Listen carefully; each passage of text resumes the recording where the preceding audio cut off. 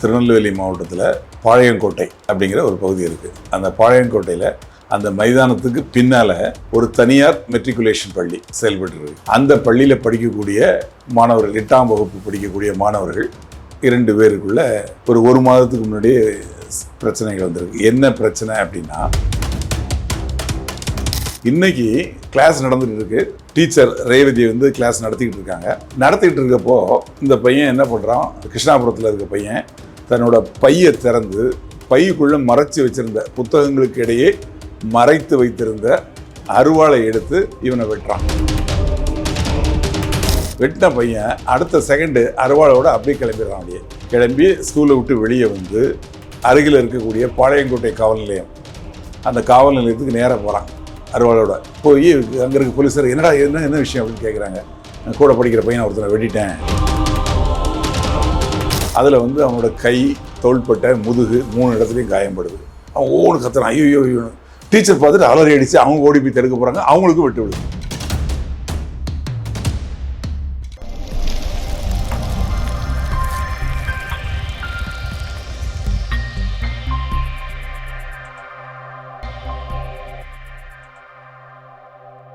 வணக்கம் சார்.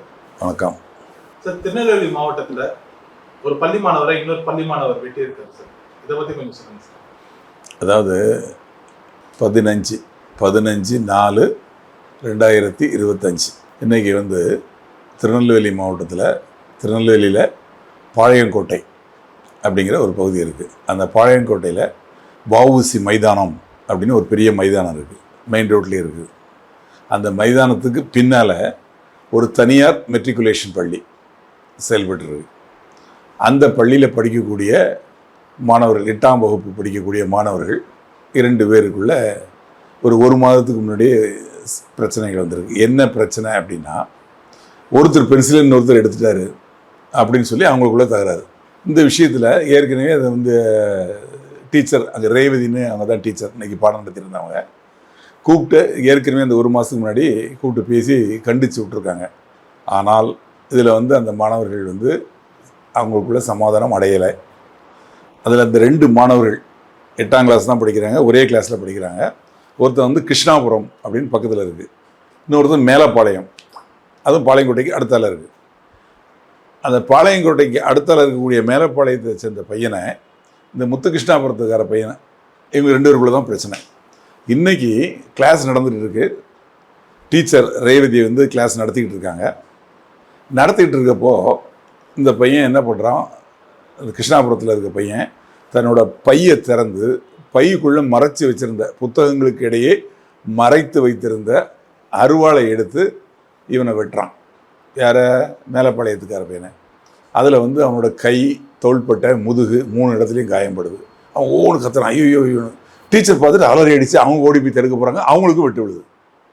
வெட்டின பையன் அடுத்த செகண்டு அருவாளோட அப்படியே கிளம்பிடுறான். அப்படியே கிளம்பி ஸ்கூலை விட்டு வெளியே வந்து அருகில் இருக்கக்கூடிய பாளையங்கோட்டை காவல் நிலையம், அந்த காவல் நிலையத்துக்கு நேராக போகிறான். அருவாளோட போய் அங்கே இருக்க போலீஸார் என்னடா என்ன விஷயம் அப்படின்னு கேட்குறாங்க. கூட படிக்கிற பையனை ஒருத்தனை வெட்டிட்டேன் அப்படிங்கிறான். உடனே வந்ததுக்கு அருவாளை மேலே வாங்கிக்கிட்டு என்ன நடந்தது, ஏது நடந்தது, எப்படி நடந்ததுன்னு சொல்லிட்டு அவனை அங்கே உட்கார வச்சுட்டு ஸ்கூலுக்கு போகிறாங்க. நேராக போய் பார்த்தா அந்த பையன் விட்டு காயத்தோடு இருக்கான், டீச்சரும் காயத்தோடு இருக்காங்க. உடனே 2 பேரையும் அங்கே அருகில் இருக்கக்கூடிய ஒரு தனியார் மருத்துவமனையில் கொண்டு காவல்துறையில் அட்மிட் பண்ணிடுறாங்க. அட்மிட் பண்ணிவிட்டு இவனை கேட்குறாங்க, என்னடா பிரச்சனை, என்ன நடந்ததுன்னு. அப்போ இவன் சொல்கிறான், இது மாதிரி 1 மாதத்துக்குள்ளே எங்களுக்குள்ளே பிரச்சனையாச்சு. முன்னாடி பென்சிலை எடுத்துட்டான், அவன் எடுத்துட்டான், இவன் எடுத்துட்டான்னு சொல்லி இவங்களுக்குள்ளே நீங்கள் எடுத்துகிட்டு அப்படின்னு இவன் கேட்டு அவங்க கேட்டு தகராறாக இருக்குது. அதோட விளைவாக தான் நான் இன்றைக்கி இவனை வெட்டிட்டேன் அப்படின்னு இவன் சொல்கிறான். உடனே போலீஸார் இந்த சம்பவத்துக்கு பாதிக்கப்பட்ட நபர்கிட்ட கம்ப்ளைண்ட் வாங்கி ஒரு வழக்கு பதிவு செய்து இந்த பையன் சிறுவன் 8ஆம் கிளாஸ்னால் 8, 6, 14 வயசு தான் இருக்கும், 13, 14 வயசு. இவனை நீதிமன்றம் மூலமாக சிறுவர் சீர்திருத்த பள்ளி அதில் அவனை கொண்டு சேர்த்துருக்காங்க. அந்த காயம்பட்ட நபர்கள் சிகிச்சை பெற்றுக்கிட்டு இருக்காங்க. அதாவது நெல்லை மாவட்டத்தில் இந்த மாணவர்கள் அவங்களுக்குள்ளேயே தாக்கிக்கிறது அப்படிங்கிறது இன்று நேற்றல்ல, அண்ணாண்டு காலமாக நடந்துகிட்டு இருக்கு. 2023 இதே மாதிரி வள்ளியூர் அங்கே வந்து ஸ்கூலில் 12th படிக்கக்கூடிய பையங்க 12th படிக்கிறவங்களுக்கும் அவங்களுக்குள்ள ஒரு தகராறு. அந்த தகராறில் அதாவது ஒருத்தர் டாமினேட் பண்ணுற மாதிரி அந்த பிரச்சனை. அதனால் நாங்குநேரி அந்த பையங்களுக்கு வீடு, படிக்கிறது வள்ளியூர். இந்த பையன் சின்னப்பன் நினைக்கிறேன் அந்த பையன் பேர். 2023 ஆகஸ்ட் மாதம் நடந்தது இந்த சம்பவம். அவன் வீட்டுக்குள்ளே புகுந்து அருவாளால் அவனை விட்டுறாங்க. தடுக்க வந்து அவன் தங்கச்சியும் விட்டுறாங்க. 2 பேரும் விட்டுப்பட்டு கிடக்குறாங்க. இவங்க தப்பிச்சு போயிடுறாங்க. அப்புறம் காவல்துறைக்கு இன்ஃபார்ம் பண்ணி உடனே காவல்துறை வரலை. அப்புறம் அந்த பொதுமக்கள்லாம் ரோடு மறியல் பண்ணி அதுக்கப்புறம் காவல்துறை வந்து அவங்கள ஹாஸ்பிட்டலில் அட்மிட் பண்ணி அவங்கள வந்து திருநெல்வேலியில் வேறு ஒரு பள்ளியில் சேர்த்து படிக்க வச்சு அந்த பையன் மாணவன் வந்து அதிக மார்க் எடுத்து பாஸ் பண்ணிட்டான்னு சொல்லி சிஎம் கூட அவனுக்கு அவார்டெல்லாம் கொடுத்தாரு. அந்த சம்பவம் ஒன்று. அதுக்கடுத்தாலும் இப்போ சமீபத்தில் ஒரு 3 மாதம் 2 மாதம் 3 மாதம் முன்னாடி ஸ்ரீவைகுண்டம் திருநெல்வேலிக்கு கிழக்கு இருக்குது. ஆனால் அது வந்து இதில் வரும், வஉசி மாவட்டம், அதாவது தூத்துக்குடி மாவட்டத்தில் வரும். அதில் வந்து இதே மாதிரி மாணவர்களுக்குள்ள பிரச்சனையில் பஸ்ஸில் ஏறி, இந்த பாளையங்கோட்டையில் தான் படிக்கிறான் அந்த பையன். பஸ்ஸில் ஏறி பாளையங்கோட்டைக்கு வரான். அன்றைக்கி பரிச்சை எனக்கு 11ஆம் கிளாஸ் படிக்கிறான்னு நினைக்கிறேன். அவனுக்கு ஆப்போசிட் பார்ட்டியில் உள்ள பசங்க கரெக்டாக ஃபாலோ பண்ணி அடுத்த ஸ்டாப்பிங்கில் வச்சு அவனை பஸ்ஸில் இருந்து எடுத்து அவனை வெட்டிடுறாங்க. அதுலேயும் அவனுக்கு பயங்கரமாக காயப்படுது. ஆக இந்த சம்பவம் வந்து 1, 2, 3 சம்பவம் ஆச்சு. இன்னும் ஒரு 2 ஆண்டுகளுக்கு முன்பு, கிட்டத்தட்ட 2022 இல்லை 20 இருக்கும், நெல்லை மாவட்டத்தில் அம்பாசமுத்திரம் அருகில் பள்ளக்கால் புதுக்குடி அப்படின்னு சொல்லிட்டு ஒரு ஊர் இருக்குது. அங்கே வந்து அதாவது ஒரு பள்ளி, அரசு பள்ளி, அதில் வந்து 12ஆம் வகுப்பு வரைக்கும் இருக்குது. அதில் படிக்கக்கூடிய அவங்க பையங்களுக்கு உள்ள பிரச்சனையில் கல்லை தூக்கி போட்டு ஒரு மாணவனை கொலையே பண்ணிடுறாங்க. 4 மாணவர்கள் கூட உள்ள மாணவர்கள் சேர்ந்து அந்த பையன் இறந்தே போயிடுறான். அதுக்கப்புறமா இந்த பக்கம் கழுகுமலை சங்கரன் கோயில் அந்த ஏரியாவில் படிக்கிற பசங்களுக்குள்ள தகராறாகி கழுகுமலையிலிருந்து போய் சங்கரன் கோயிலில் போய் அந்த பையன் வீட்டில் போய் அவனை அடிக்கிறாங்க. அவங்களும் ஸ்டூடெண்ட்ஸ், கூட படிக்கக்கூடிய ஸ்டூடெண்ட்ஸ். ஆக 1, 2, 3, 4, 5 சம்பவங்கள் ஆச்சு. இப்போ இன்னைக்கு பாளையங்கோட்டையில் நடந்த இந்த சம்பவத்துக்கு அப்புறம் ராமநாதபுரத்தில் இன்னைக்கு 10ஆம் வகுப்பு பரீட்சையெல்லாம் முடிஞ்சிருச்சு. முடிஞ்சதுக்கு அப்புறம் பசங்கள்லாம் ஜாலியாக வெளியே வராங்க. அந்த சமயத்தில் இவங்களுக்குள்ள, இந்த மாணவர்களுக்குள்ள உள்ள ஒரு மோதலை மனசுக்குள்ளே வச்சுக்கிட்டு பழிவாங்கும் நடவடிக்கையாக ஒரு மாணவன் தன் உறவினர்களை கூட்டு வந்து அந்த எதிர்தரப்பு மாணவர்களை வெட்டுறான். அதில் 3 மாணவர்கள் விட்டுப்பட்டு ஹாஸ்பிட்டலில் இருக்காங்க. ராமநாதபுரம் ஜிஹெச்சில் அட்மிட்டாக இருக்காங்க. இது இப்போ நடந்தது இன்னைக்கு சாயந்தரம். என்ன ஒன்றுமே புரியல. அதாவது ரவுடிகள் தான் வெட்டிக்கிட்டு சாவாங்க பார்த்துருக்கோம். ஆனால் மாணவர்கள், இந்த இந்தியாவோட வருங்கால தூண்கள், இளைஞர்கள், இவங்க தான் வருங்கால இந்தியாவை கட்டமைக்க போகிறவங்க. நம்ம அப்துல் கலாம் இவங்க தான் வந்து இந்தியாவுக்கு நாளைக்கு பெரிய லெவலில் கொண்டு போக போகிறாங்க, வல்லரசாக ஆக்க போகிறாங்க அப்படின்னு இந்த சிறுவர்கள், இந்த இளைஞர்கள், இந்த மாணவர்கள் மீது தான் அன்பையும் நம்பிக்கையும் வச்சுருந்தார். நம்மளும் நம்பிக்கை வச்சுருக்கிறோம். ஆனால் மாணவர்கள் வந்து இந்த மாதிரி சீரழிஞ்சு போவதுக்கு காரணம் என்ன? தென் மாவட்டங்களை பொறுத்தவரை மாணவர்களுக்குள்ள அந்த கம்யூனிட்டி பேசிஸ் அந்த பிரச்சனை இருக்குது. இப்போ நெல்லை மாவட்டத்தை பொறுத்தவரை 3 கம்யூனிட்டி, 3 ஜாதி. அந்த 3 ஜாதி மாணவர்கள், அந்த ஜாதிக்கு இடையில பகைகள் உண்டு. அதனால் வெட்டு குத்து கொலைகள் நிறைய நடக்கும். அது வந்து மாணவர்கள் அளவுலேயும் வந்துருச்சுப்போம். அதுவும் ஒரு காரணம். அந்த ஜாதிய இது வந்து அவங்களுக்கு ஊட்டப்படுது. மாணவர்கள் வந்து கயிறு, அந்த ஜாதிக்கு அடையாளமாக கயிறு கட்டிட்டு வராங்க அப்படின்னு சொல்கிறாங்க. அதே மாதிரி ஸ்கூலில் உட்காரையில் அந்த வருஷ பிரகாரம் தானே இருக்கும், ஆல்ஃபபெட்டிக் ஆர்டரில் உட்கார வைப்பாங்க, இல்லை ஹைட்டு பிரகாரம் உட்கார வைப்பாங்க. ஆனால் ஒரு சமூகத்தை சேர்ந்தவங்க ஒரே பெஞ்சில் ஒன்றா உட்காந்துக்கிறாங்க, இன்னொரு சமூகத்தை சேர்ந்தவங்க இன்னொரு பெஞ்சில் உட்காந்துக்கிறாங்க. ஆக அந்த அளவுக்கு இந்த குழந்தைகள் மனசில் ஜாதியம் ஊட்டப்படுது. அந்த ஜாதியம் ஊட்டப்படுறது தவிர்க்கப்படணும், அது நிச்சயமாக கண்டிக்கப்படணும். அதுபோக வன்முறை கலாச்சாரம், இந்த வன்முறை, அதாவது ஒரு வளர்ந்தவங்க, பெரியவங்க, ரவுடித்தனம் பண்ணக்கூடியவங்க பயன்படுத்தக்கூடிய அருவாளை எடுத்துகிட்டு போய் அவங்க வெட்டுற மாதிரி குழந்தைகள், சிறுவர்கள் மாணவர்கள் இவங்க வெட்ட ஆரம்பிச்சிட்டாங்க. ஆக இது எங்கேயோ நோக்கி நம்ம தவறான இடத்தை நோக்கி நம்ம போய்கிட்டு இருக்கோம் அப்படிங்கிறது நிச்சயமாக தெரியுது. இதில் அரசாங்கம் நிச்சயமாக நடவடிக்கை எடுக்கணும். இப்போ இன்னைக்கு பாளையங்கோட்டையில் நடந்த சம்பவத்தில் தனியார் பள்ளி, அரசு பள்ளினா பரவாயில்ல, அங்கே வந்து இந்த அளவுக்கு கட்டுப்பாடுகள் இருக்காது. தனியார் பள்ளியில் கட்டுப்பாடு கரெக்டாக இருக்கும். அங்கே வந்து ஒரு சின்ன வயலேஷன் இருந்தால் கூட ஃபைன் போட்டுருவாங்க. இங்கிலீஷில் தான் பேசணும்னா இங்கிலீஷில் தான் பேசணும், தமிழில் பேசினா ஃபைன் போடுவாங்க. அங்கே போட்டிருக்க யூனிஃபார்மில் ஒரு சின்ன வயலேஷன் இருந்து ஒரு பட்டன் இல்லாமல் இருந்தால் கூட, தெரிச்சு போயிருந்தால் கூட அதுக்கு நடவடிக்கை எடுப்பாங்க. அப்படி இருக்கிறப்போ இந்த 2 குழந்தைங்களுக்கு இடையில், சிறுவர்களுக்கு இடையில் ஏற்கனவே ஒரு மாதத்துக்கு முன்னாடி நடந்த பிரச்சனையில் அவங்க கூப்பிட்டு ஏன் நடவடிக்கை எடுக்கலை? இதில் அந்த பாதிக்கப்பட்ட பையனோட அப்பா பேட்டி கொடுத்துருக்காரு, டிவியில் பார்த்தேன். இந்த மாதிரி காவல் நாங்கள் வந்து அந்த பள்ளி நிர்வாகத்துக்கு சொன்னோம், இந்த பென்சிலை திருடிட்டான்னு சொல்லிட்டு இவங்க 2 பேருக்குள்ளே பிரச்சனை, ஒருத்தன் பென்சில் ஒருத்தன் திருடிட்டான்னு சொல்லிட்டு பிரச்சனை, இது மாதிரி இவங்களுக்குள்ள பிரச்சனைகள் வளர்ந்துக்கிட்டு இருக்கு, இதை கண்டித்து வைங்க அப்படின்னு நாங்கள் சொன்னோம். ஆனால் நிர்வாகம் நடவடிக்கை எடுக்கலை. அதனால தான் இன்றைக்கி இந்த மாதிரி விட்டு குத்துங்கிற சூழ்நிலைக்கு வந்திருக்கு அப்படின்னு சொல்லி அவங்க அப்பா பேட்டி கொடுக்குறாரு. அந்த பள்ளியில் வந்து தனியார் பள்ளியில் ரொம்ப ஸ்ட்ரிக்டாக இருப்பாங்க. அந்த பள்ளியிலே இது மாதிரி நடக்கக்கூடிய அளவுக்கு வளர்ந்துருக்குன்னா அது எப்படி? பாளையங்கோட்டைங்கிறது ஒரு பெரிய ஊர், திருநெல்வேலியில் ஒரு பகுதி, திருநெல்வேலி மாநகராட்சியில் ஒரு பகுதி. இந்த பாளையங்கோட்டைக்கு என்ன சொல்லுவாங்கன்னா தென்னகத்தின் ஆக்ஸ்ஃபோர்டு அப்படின்னு சொல்லுவாங்க. அந்த காலத்தில் அதிக அளவில் கல்லூரிகள், பள்ளிகள், படித்தவர்கள் இருக்கக்கூடிய பகுதி அதுதான். அந்த தென்னகத்தின் ஆக்ஸ்ஃபோர்ட்லேயே இந்த மாதிரி ஒரு சம்பவம் நடந்தது.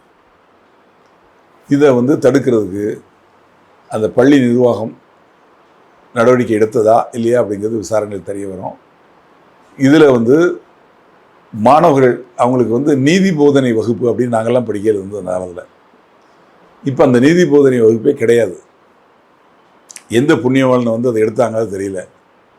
அரசாங்கம் உடனடியாக இந்த நீதி போதனை வகுப்பு அப்படிங்கிறது கட்டாயமாக இருக்கணும்.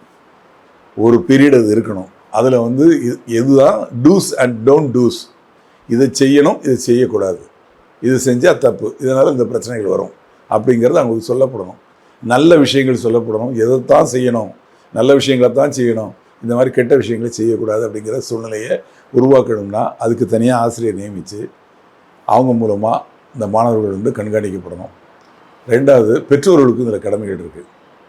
பெற்றோர்கள் வீட்டில் வந்து குழந்தைங்க ஸ்கூலுக்கு போயிட்டு வந்ததுக்கப்புறம் இன்றைக்கி என்ன பண்ணேன், ஃபஸ்ட்டு பீரியடு என்ன நடந்தது, என்ன பாடம் நடத்துனாங்க, உன் நண்பர்கள்லாம் என்ன பேசுனாங்க, லஞ்ச் டயத்தில் என்ன பேசிக்கிட்டீங்க, உங்களுக்குள்ளே யாருக்குள்ளேயாவது வாய் தகராறாச்சா, பிரச்சனையாச்சா அப்படிங்கிற விஷயங்களை வந்து இவங்க விசாரிக்கணும். விசாரித்து அந்த குழந்தைங்கள அவங்க சொல்லணும், மற்றவங்ககிட்ட இப்படி பழகணும், மற்றவங்க வந்து நம்ம நண்பர்கள் தான், அவங்கக்கிட்ட வந்து நட்பாவோட பழகணும், பகைமை பாராட்டக்கூடாது, அடிதடியில் இறங்கக்கூடாது அப்படிங்கிறத பெற்றோர்களும் கண்காணிக்கணும். என்ன பண்ணுறாங்கன்னு கண்காணித்து அதுக்குரிய நடவடிக்கை எடுக்கணும். பள்ளியிலையும் என்ன நடக்குது, இப்போ இன்றைக்கி வந்து இந்த பையன் பேக் எடுத்துகிட்டு வந்தால எல்லா பேக்கையும் செக் பண்ணியிருந்தாங்கன்னா இந்த அருவா மாட்டிருக்கும், இந்த சம்பவம் தடுக்கப்பட்டிருக்கும், தவிர்க்கப்பட்டிருக்கும். ஆனால் செய்யலை. கேட்டால் என்ன சொல்கிறாங்க, நாங்கள் ரேண்டமாக செக் பண்ணோம் அப்படிங்கிறாங்க. ரேண்டமாக செக் பண்ணதுனால இப்போ ஒரு சம்பவம் நடந்து போச்சு இல்லையா, அதுக்கு யார் பொறுப்பு? பள்ளியில் தான் நடந்திருக்கு, அந்த பள்ளி நிர்வாகம் தானே பொறுப்பு. அவங்க பதில் சொல்லி ஆகணும் இல்லையா? தவறு செஞ்ச பையன் மீது நடவடிக்கை எடுப்பாங்க சட்டப்படி, அது வேறு விஷயம். ஆனால் நடந்த இடம் எங்கே? பள்ளிக்கு நம்பி தானே அனுப்புகிறாங்க குழந்தைகளை. அப்போ இந்த குழந்தைகளை வந்து அவங்களுக்குள்ள ஒரு பிரச்சனை இல்லாத சூழ்நிலையை உருவாக்கணும். அதுக்கு பள்ளி நிர்வாகம் நிச்சயமாக நடவடிக்கை எடுக்கணும்.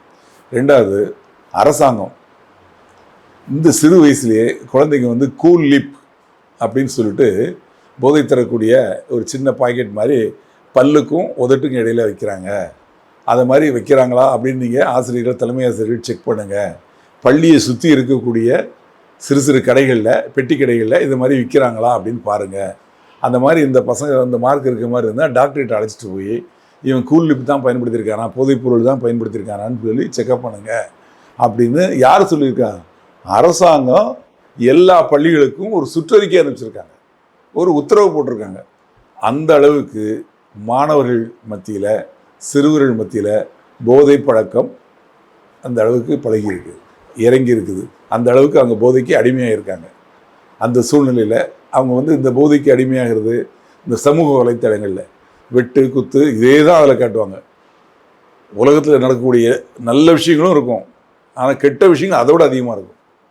அதை பார்த்து பார்த்து பார்த்து இந்த குழந்தைங்க அவங்களோட மனசு இறுகி போய் கெட்டி போய் அவங்க வந்து மனசும் கெட்டு உடலும் கெட்டு இந்த மாதிரி குற்ற செயல்களில் ஈடுபடுறாங்க, குற்றவாளியாக ஆக்கப்படுறாங்க. இப்போ இந்த சம்பவத்தில் ஈடுபட்ட அந்த பையன் இவனுக்கு வந்து நாளைக்கு எதிர்காலம் அப்படிங்கிறது ரொம்ப பாதிக்கப்படும்.